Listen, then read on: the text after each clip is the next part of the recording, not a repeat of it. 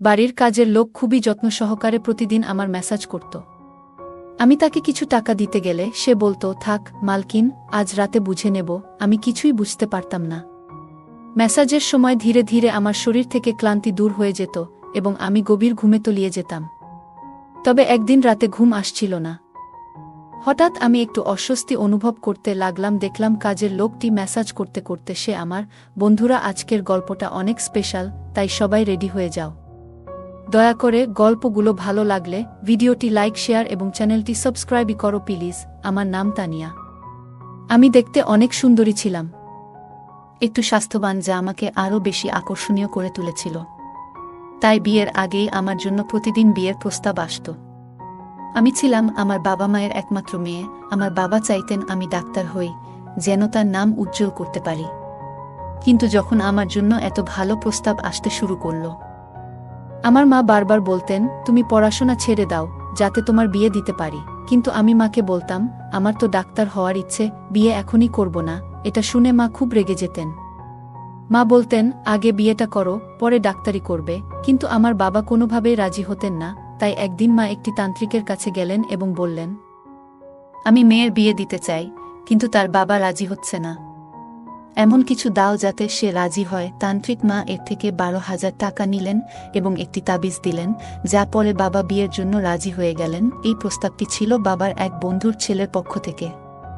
তারা বলেছিলেন, তোমার মেয়ে বিয়ের পরও পড়াশোনা চালিয়ে যেতে পারবে। এই কথা শুনে বাবা সম্মতি দিলেন এবং বিয়ের পর আমি শ্বশুরবাড়ি চলে গেলাম। আমার শ্বশুরবাড়ির লোকজন ছিল বেশ ধনী, তাই আমি ও আমার স্বামী আলাদা বাড়িতে থাকতাম। আমার স্বামী তার বাবার ব্যবসা দেখতেন, ফলে সকাল থেকে সন্ধ্যা পর্যন্ত ব্যস্ত থাকতেন। আমাদের বাড়িতে প্রচুর চাকরবাকর ছিল, যাদের মধ্যে একজন ধীরে ধীরে আমার আরও কাছাকাছি আসতে শুরু করল। একদিন আমাদের বাড়ির এক পুরনো কর্মচারী আমাকে বলল, আমি অনেকদিন ধরে এই বাড়িতে কাজ করছি। আপনার শ্বশুরবাড়ির লোকজন আমাকে পরিবারের মতোই বিবেচনা করেন। তার এই কথাটি শুনে আমিও তাকে বেশ গুরুত্ব দিতে শুরু করলাম। একদিন সে আমার ঘরে এলো, তখনও আমি বিছানায় শুয়েছিলাম। সে আমাকে বেশ ক্লান্ত দেখল এবং বলল, আপনি শুয়ে থাকুন, নিশ্চয়ই অনেক ক্লান্ত হয়েছেন। যদি আপনি আপত্তি না করেন, আমি আপনার পা টিপে দিতে পারি। তার এই প্রস্তাব শুনে আমি হতবাক হয়ে গেলাম। আমি একজন যুবতী এবং সুন্দরী ছিলাম, কিন্তু আমার স্বামীর ছাড়া অন্য কোনো পুরুষ আমাকে কখনো ছোঁয়নি, এবং আমি কখনো কোনো কর্মচারীর থেকে পা টিপিয়ে নেইনি। তাই আমি তাকে সাথে সাথেই মনা করলাম এবং বললাম, না, আমি এ ধরনের জিনিস পছন্দ করি না যে কেউ আমাকে ছুঁয়ে দেবে। তারপর সে চুপচাপ চলে গেল। তখনই আমি বুঝলাম, আমি হয়তো খুব কঠোরভাবে তার প্রস্তাবের উত্তর দিয়েছি। হয়তো সে আগে থেকেই এই ধরনের কাজ করে আসছে, কিন্তু আমার সরাসরি না বলায় সে মন ক্ষুণ্ণ হয়েছে। আমি স্বভাবতই বেশ নরম মনের মানুষ, তাই পরে মনে হলো আমি তার মনে কষ্ট দিয়েছি। এরপর থেকেই আমি মাঝে মাঝে তার কথা ভাবতে লাগলাম। পরের দিন আবারও সে একই প্রস্তাব দিল। সেদিন আমি খুব ক্লান্ত ছিলাম, তাই নিজের পা বিছানা থেকে নামিয়ে বললাম, তুমি আমার পা টিপে দিতে পারো। তার মুখে হাসি ফুটে উঠল এবং সে আমার পা টিপতে শুরু করল। এত ধীরে ধীরে পা টিপছিল যে আমার আবার ঘুম আসতে লাগল। সে তখন বলল, মালকিন, আপনার ঘুম আসছে, আপনি বিছানায় শুয়ে পড়ুন, আমি পা টিপতে থাকব। আমি ক্লান্তির ঘোরে বিছানায় শুয়ে পড়লাম।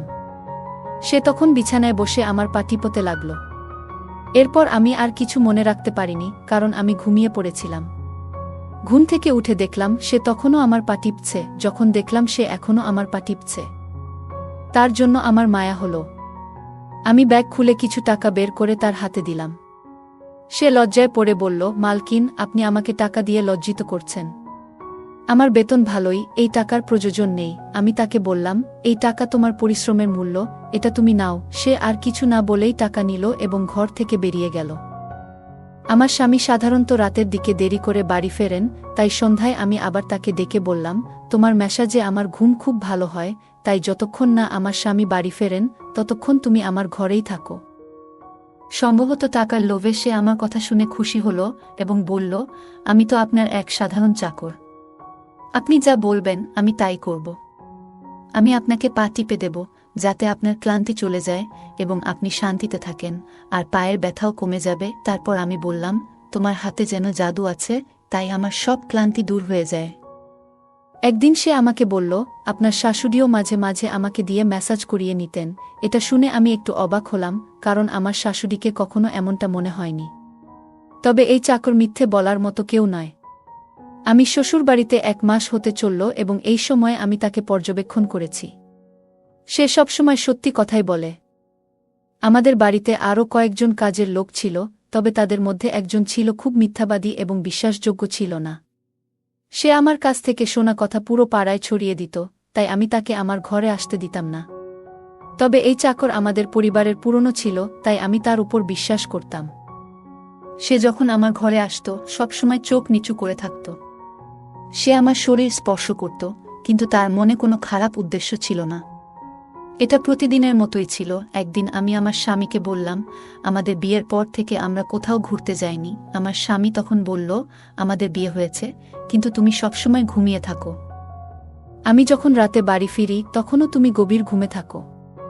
দিনে আমার সময় হয় না, আর রাতে যখন বাড়ি ফিরি তখন তুমি ঘুমিয়ে যাও। তার এই কথা শুনে আমার মনে হলো, এটা বোধহয় চাকরের মেসাজের কারণেই হচ্ছে। আমার স্বামী ঠিকই বলেছে, আমার প্রতিদিন রাতের বেলায় জেগে থাকা উচিত ছিল।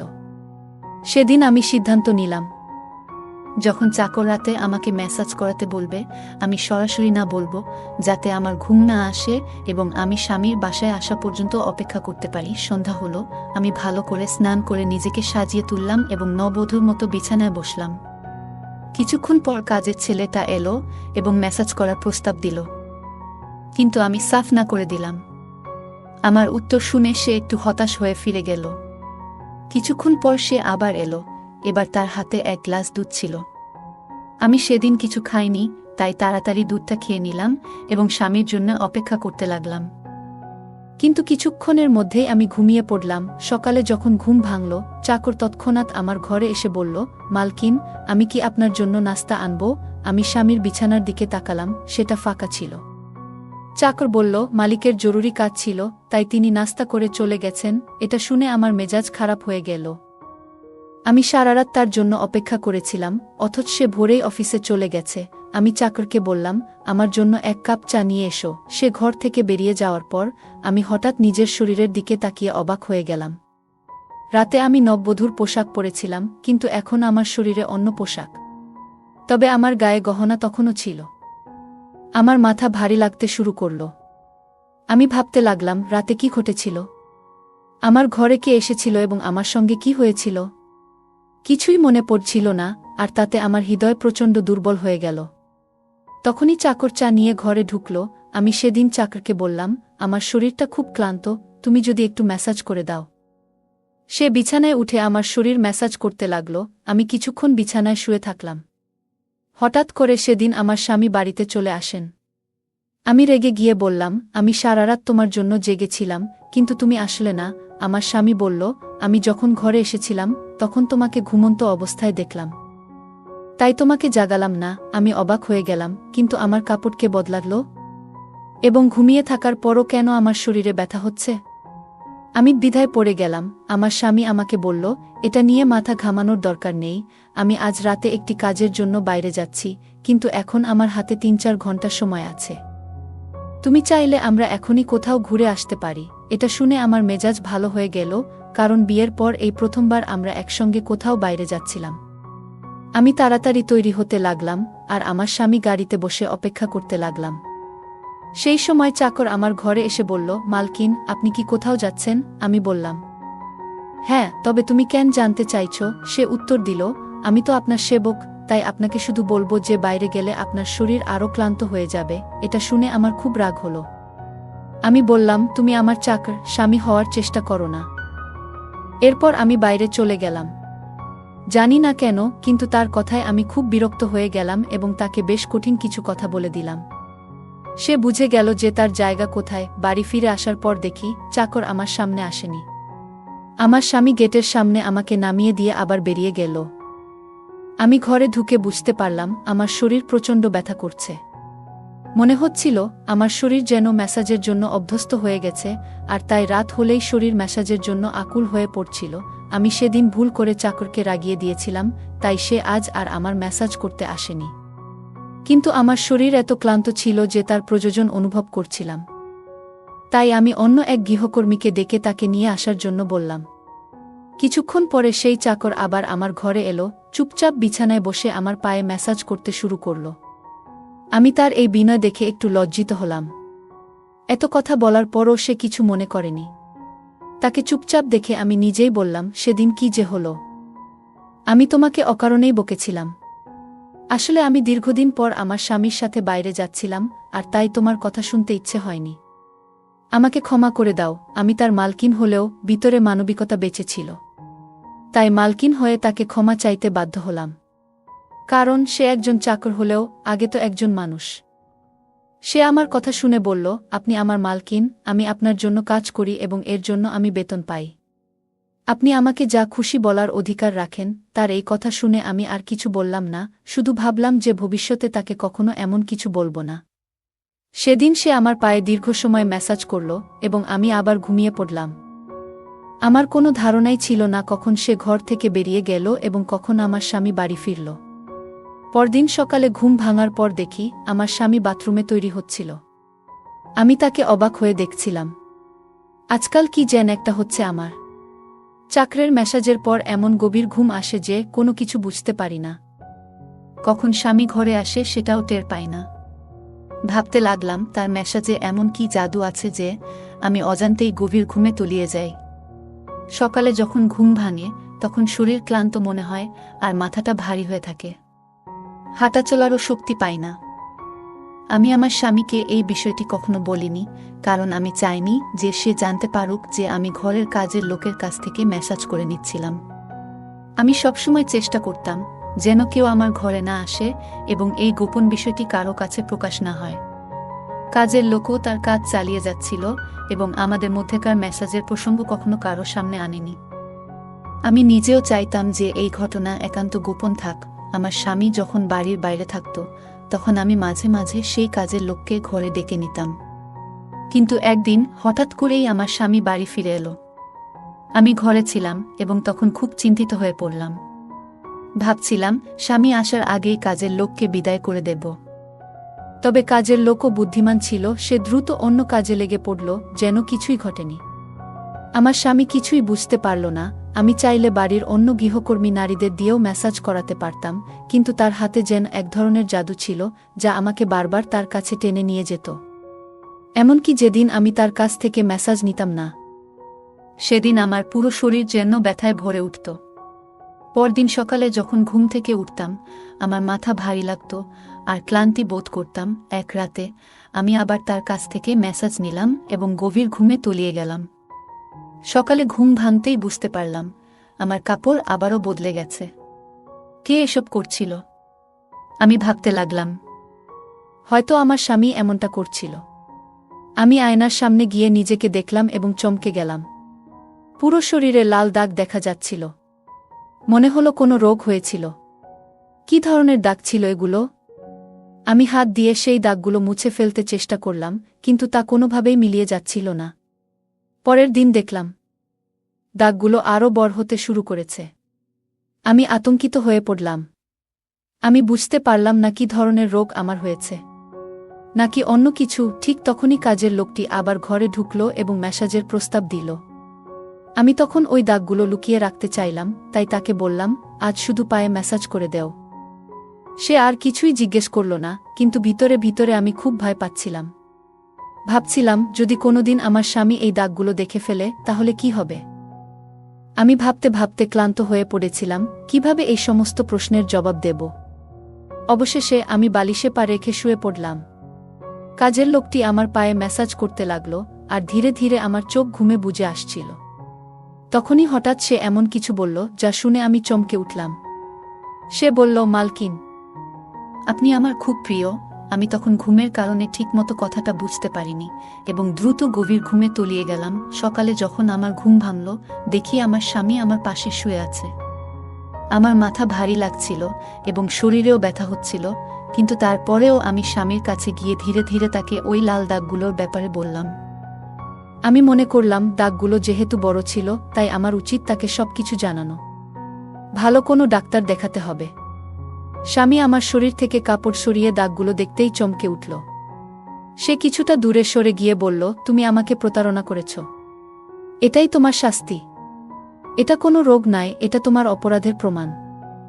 আমি তার কথা কিছুই বুঝতে পারছিলাম না, সে কি বলছে এসব। আমি কি খারাপ ছিলাম যে তুমি অন্য কারো দিকে ঝুঁকলে? আমি ব্যস্ত ছিলাম, কিন্তু মৃত তো ছিলাম না। তার কথা শুনে আমি হতবাক হয়ে গেলাম। আমি তাকে বোঝানোর চেষ্টা করলাম, বললাম, এটা আপনি কি বলছেন? আমি নির্দোষ। কিন্তু সে শুধু হেসে বলল, এই দাগগুলোই তোমার অপরাধের সাক্ষ্য দিচ্ছে। এখন তুমি আমার বাড়ি থেকে বেরিয়ে যাও, আমি তোমাকে তালাকের কাগজ পাঠিয়ে দেব। আমাকে ধাক্কা দিয়ে ঘর থেকে বের করে দেওয়া হলো। আমি কাঁদতে কাঁদতে বাবার বাড়িতে ফিরে এলাম এবং তাদের আমার নির্দোষিতা বোঝালাম। তারা বিশ্বাস করল, কারণ তারা আমার আপন ছিল। তারা বলল, তোমার স্বামীর সঙ্গে কথা বলবো, কিন্তু তার আগেই তালাকের কাগজ এসে পৌঁছাল, আর আমার সুখী জীবন এক মুহূর্তে শেষ হয়ে গেল। আমি কাকে দায়ী করব? কেউই ছিল না। আমি অনেক দিন ধরে কেঁদে কেঁদে ক্লান্ত হয়ে গিয়েছিলাম। একদিন আমি মনে করলাম, আমার জীবন এখানেই শেষ হয়ে যাচ্ছে। আমার ঘরে এসে একজন বলল, তোমার সাথে কেউ দেখা করতে এসেছে। আমি তাড়াতাড়ি গিয়ে দেখলাম, ভেবেছিলাম হয়তো আমার স্বামী এসেছেন, হয়তো আমার নির্দোষিতার প্রমাণ হয়ে গেছে। কিন্তু সেখানে আমার স্বামী ছিল না, বরং ওই বাড়ির কাজের লোকটি দাঁড়িয়েছিল। আমি তার আসার কারণ জানতে চাইলাম। সে বলল, আমি তোমার শরীরের কিছু চিহ্ন সম্পর্কে জানি। এই কথা শুনে আমি অবাক হয়ে গেলাম। তারপর সে বলতে শুরু করল, আমি আসলে তোমার ইউনিভার্সিটির সহপাঠী ছিলাম। আমি ডাক্তার হতে চেয়েছিলাম, আর ভেবেছিলাম, যখন আমরা দুজনেই ডাক্তার হব, তখন তোমার বাবার কাছে তোমার হাত চেয়ে নেব। কিন্তু একদিন জানতে পারলাম, তোমার মা দ্রুত তোমার বিয়ে দিতে চান। তাই আমি ভয়ে তোমার বাড়িতে প্রস্তাব পাঠালাম, কিন্তু তোমার বাবা না করে দিলেন এবং বললেন, তোমার মেয়ে যখন ডাক্তার হবে, তখনই তার বিয়ে হবে। আমি স্বস্তি নিয়ে আবার পড়াশোনা শুরু করলাম। কিন্তু এক সপ্তাহের জন্য শহরের বাইরে চলে গেলে শুনলাম তোমার বিয়ে হয়ে গেছে। তোমার বিয়ের পর আমি মনের দুঃখে তোমার বাড়িতে চাকরি নিলাম, যাতে তোমার কাছে থাকতে পারি। আমি তোমাকে কারো সঙ্গে ভাগ করতে চাইনি। এজন্যই আমি বিভিন্ন সময় তোমার ঘরে যেতাম। কখনো কখনো তোমার খাওয়া পানিতে ওষুধ মিশিয়ে দিতাম, যাতে তুমি ঘুমিয়ে পড়ো, আর তোমার স্বামী তোমার কাছে না আসতে পারে।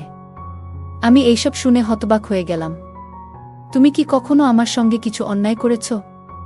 আমি তাকে জিজ্ঞাসা করলাম। সে আমার হাতে তার মাথা রাখল এবং বলল, আমি তোমাকে ভালোবাসি, তোমার অনুমতি ছাড়া আমি কিছু করিনি।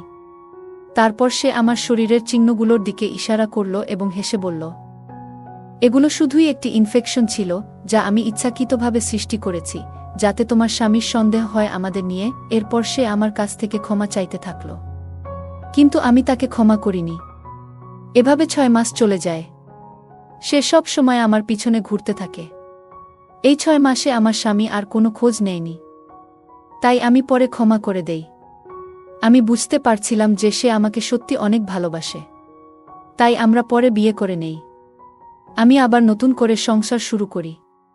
এখন আমি আগের চেয়ে অনেক সুখে আছি। গল্পটা কেমন লাগলো জানাতে ভুলবে না।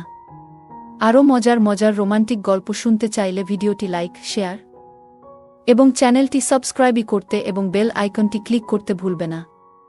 ধন্যবাদ।